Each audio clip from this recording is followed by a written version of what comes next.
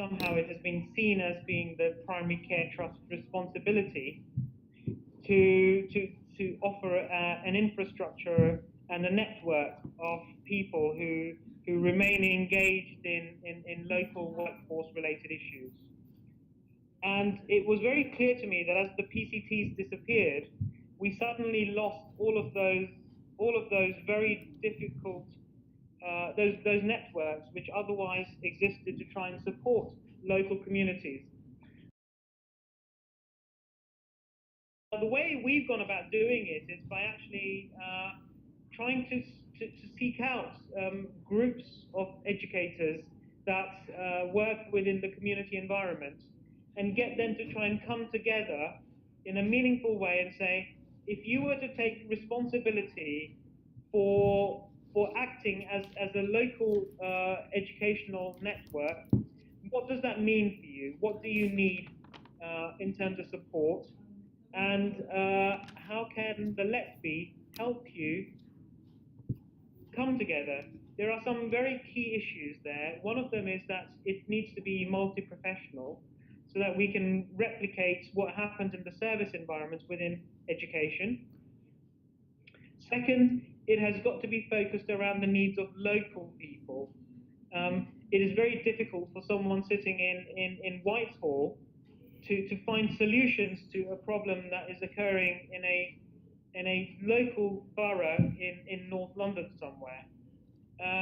And it also has to be driven, I think, from the ground up, so that when people take ownership of their own local educational communities, they can actually act on its behalf with ownership and representation.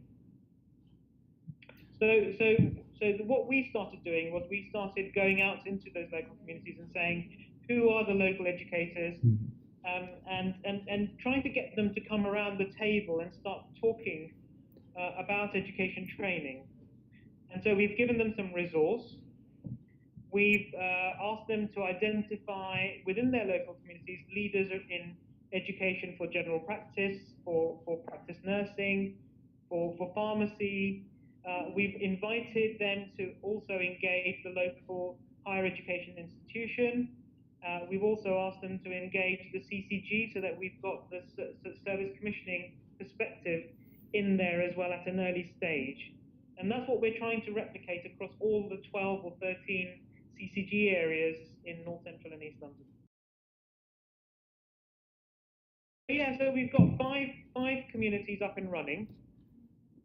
They're now collectively working on developing an education strategy for their local area. And we're asking them to identify the areas of work that they want to concentrate on in the first year. And the other areas which currently don't have that, I've started discussions with local people, having identified them, to say how would they like to engage in this process.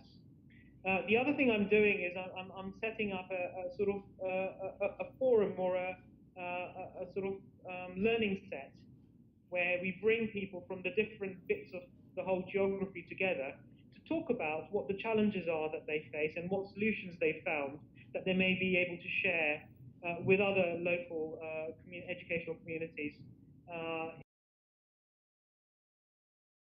I think the important thing is that it is a delicate balance to make sure that these are bottom up entities, but actually that they have some structure and some engagement with the kind of sort of let's be type level, so that there is a dialogue that emerges. And so it's about, we don't want to be impositional in what we tell them, but at the same time, there needs to be the development of a partnership of equals, so that actually any further discussions we have then actually are productive as we go forward. I think it always comes back to the NHS Patients Charter. It always comes back to the Department of Health mandate to NHS England and Health Education England. It always comes back to putting the patient at the very centre. Every time you bring the discussion back to, well, what does this mean for patients? What does it mean for communities? It brings the discussion back to a much more even keel and much more productive alignment of ideas.